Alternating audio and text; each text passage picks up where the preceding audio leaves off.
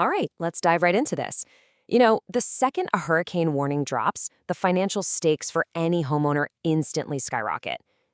We pour literally thousands of dollars into our backyard oases, right? The pool, the custom patio, that incredibly expensive outdoor furniture, and severe weather can wipe that entire investment out in a matter of hours. But here's the good news. With the right strategy, you absolutely can protect your property. So, welcome to our definitive chronological explainer for surviving the storm. We have synthesized the best expert strategies from leading pool and patio professionals to give you the exact playbook on what to do before, during, and after a hurricane hits. Here is our game plan for today. We're going to cover, first, the hurricane prep checklist. Second, securing that expensive pool equipment. Third, we'll bust some dangerous pool prep myths. Fourth, we'll walk through the post-storm safety assessment. And finally, number 5, the ultimate pool cleanup. Let's get started. Section 1, the hurricane prep checklist. We are officially at 48 hours to landfall. Now, timing is literally everything here. When your area enters that 48-hour forecast cone, consider that your starting gun. You want to begin moving items inside immediately. Don't wait until the winds pick up. By the time you hit that 24-hour mark, you shouldn't just be starting your prep. You need to be finishing your storage and securing the heaviest items. If you try to cram the whole shebang in at the last minute, you're just risking silly mistakes, or worse, getting hurt. So when it comes to your patio furniture, you really have to treat this like a strict triage process. You've got to start with the lightest stuff first, cushions and umbrellas. Then move right to your seating. Think about those standard aluminum dining chairs. They only weigh about 8 to 12 pounds. In sustained winds of just 45 miles per hour, they can easily become airborne. They literally turn into dangerous projectiles that will crack your windows, dent your cars, or cause severe injuries. Leave the heavy tables for last. So what exactly do you do with that heavy furniture that simply cannot go inside? First off, flip those heavy tables completely upside down. This instantly reduces their wind profile because the flat underside catches way less wind than when it's sitting legs up. Next, strap them down. You'll want to use heavy-duty ratchet straps connected to flush mount anchors right in your concrete deck. Oh, and wrap the furniture in moving blankets so it doesn't get scratched up. But, and this is absolutely crucial, no tarps. Tarps act like massive sails in high winds, and they'll actually increase the wind force, which could pull the furniture right off your deck. Now, when it comes to the pool itself, covering it is really a tale of two methods. Please do not use standard winter pool covers that are just held down by water tubes or weights. Hurricane winds are just going to rip those right off and send them flying into your neighbor's yard or sinking straight to the bottom of your pool.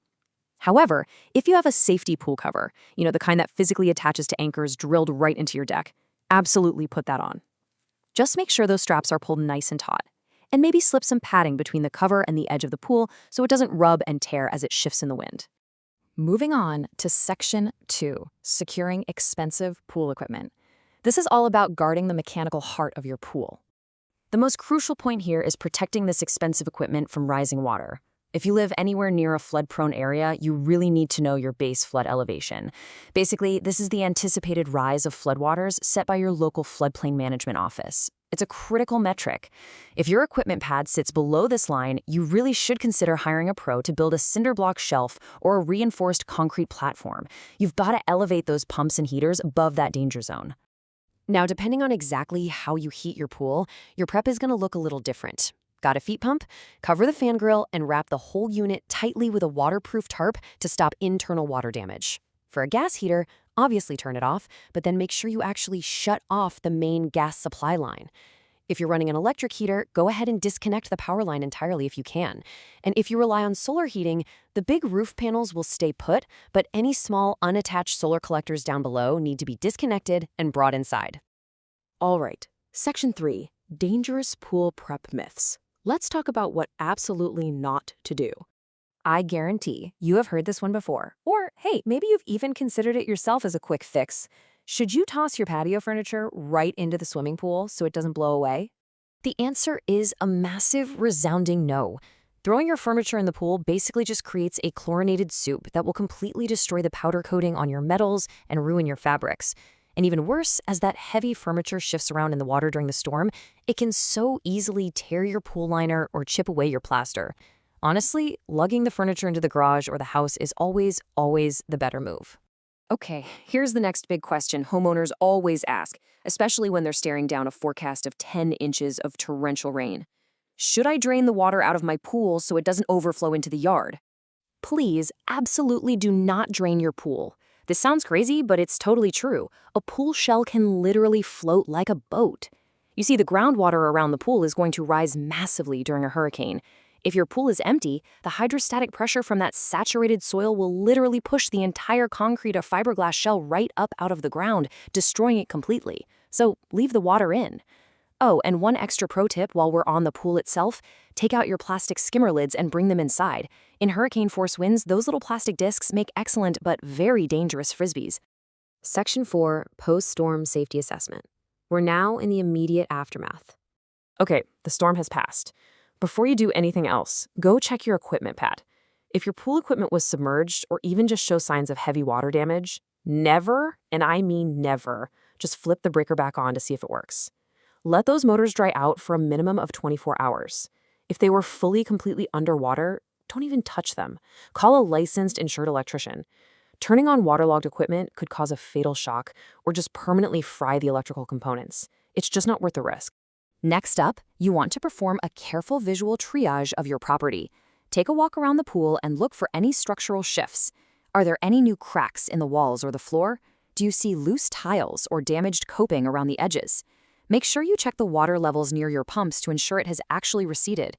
And carefully smell around your gas heater. You want to be absolutely sure no lines were disconnected or ruptured by flying debris. And finally, Section 5, the ultimate pool cleanup. Let's restore those pristine conditions.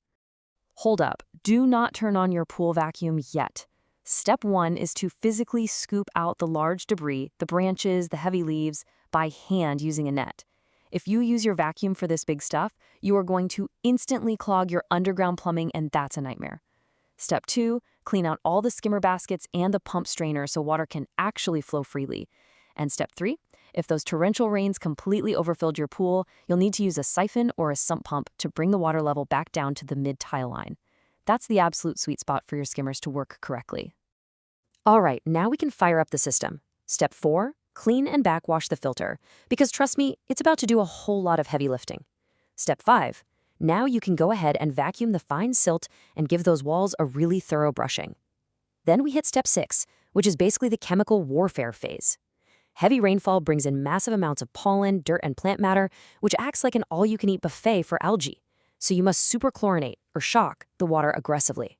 You want to bring that free available chlorine all the way up to 10 parts per million to just obliterate those microscopic contaminants.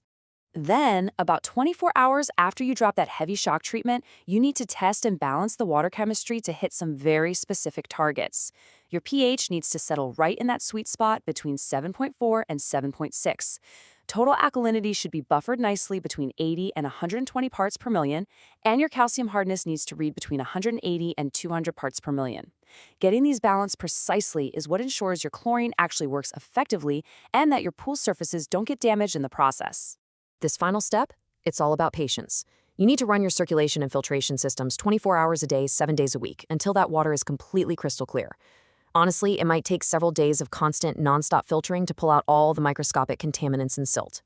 Just make sure to keep a close eye on your filter pressure gauge during this time, because you are very likely going to need to backwash it again as it fills up with all that storm dirt. Well, we've covered the timeline, the equipment, the myths, and the cleanup. Your pool and patio are massive financial investments, absolutely.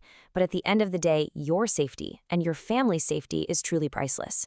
By implementing these structured strategies we've talked about, you're protecting both. So I want you to look out at your backyard right now and ask yourself, are you truly ready for the next storm warning? Because when that 48-hour clock starts ticking, you are going to want exactly this plan in your back pocket. Stay safe out there.